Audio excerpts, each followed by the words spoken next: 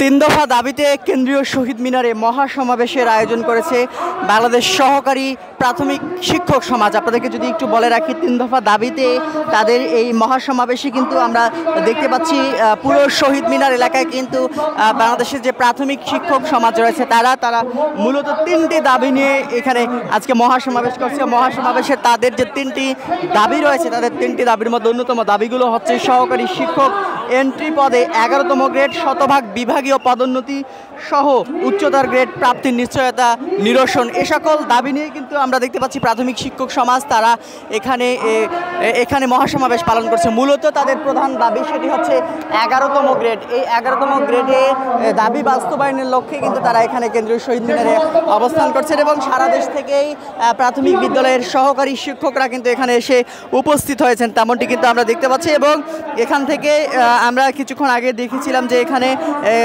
যে শিক্ষক সমাজ রয়েছেন তাদের সঙ্গে সংহতি প্রকাশ করার জন্য বিএনপির সাংগঠনিক সম্পাদক এখানে এসেছিলেন এবং তিনি এখানে এসে কথা বলেছেন। সব মিলিয়ে আমরা যেমনটি দেখতে পাচ্ছি যে তিনটি দাবি নিয়ে বাংলাদেশের যে সহকারী শিক্ষক সমাজ রয়েছে সেই সহকারী শিক্ষক সমাজ কিন্তু এখানে এসে উপস্থিত হয়েছেন এবং তাদের দাবি বাস্তবায়নের লক্ষ্যে কিন্তু এখানে অবস্থান কর্মসূচি পালন করছেন। মূলত আজকে তাদের এখানে মহাসমাবেশ আছে। সেই মহাসমাবেশে আমরা দেখেছি যে সকাল থেকেই এই কেন্দ্রীয় শহীদ মিনারে দেশের বিভিন্ন জায়গা থেকে কিন্তু এখানে শিক্ষকরা এসেছেন, তেমনটি কিন্তু আমরা দেখেছি।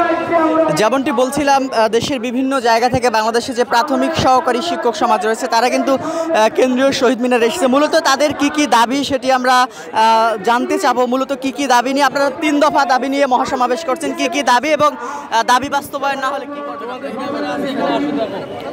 ধন্যবাদ। এটিএনের সাংবাদিক যিনি আছে তাকে ধন্যবাদ জানাচ্ছি সংগঠন ঐক্য পরিষদের পক্ষ থেকে, এবং আমি নুর আলম সিদ্দিকী রবির সাধারণ সম্পাদক, বাংলাদেশ প্রাথমিক সরকারি শিক্ষক সমাজ কেন্দ্রীয় কমিটি। আমাকে যে প্রশ্নটি করা হয়েছে, তিন দফা দাবি আদায় যদি না হয় তাহলে আমরা কী করবো, সেক্ষেত্রে আমরা সংগঠন ঐক্য পরিষদ সিদ্ধান্ত নিয়েছি তিন দফা যদি দাবি এখানে বাস্তবায়ন না হয় তাহলে আমরা সংবাদ সম্মেলন করে, আমরা এর আগে যে কর্মসূচি দিয়েছিলাম আমরা 1 ঘন্টা 2 ঘন্টা এবং পূর্ণ দিবস কর্মবিরতি দিয়েছিলাম, সেখানে আমাদের সেই পূর্ণ দিবস কর্মবিরতির পরেও আমরা আলোচনা করেছি সংবাদ সম্মেলনের মাধ্যমে আমরা কঠোর থেকে কঠোরতম কর্মসূচি দেব। সেই ক্ষেত্রে হতে পারে সেটা বিদ্যালয়ে তালা ঝুলানো। সেক্ষেত্রে আমরা মানসিকভাবে সেই সিদ্ধান্ত নিয়েছি। সকল সংগঠনের নেতৃবৃন্দ এক জায়গায় বসে আমরা এই সিদ্ধান্ত নিই ইনশাল্লাহ।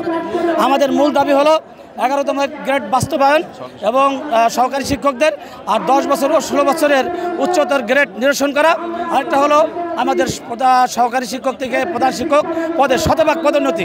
কিন্তু এই বিষয়টি ইতিমধ্যেই আমাদের 80% একটি করে আমাদের একটা প্রজ্ঞাপন জারি করা হয়েছে ইতিমধ্যে, নিয়োগ দিয়ে 80% আমাদের বাস্তবায়ন করা হয়েছে।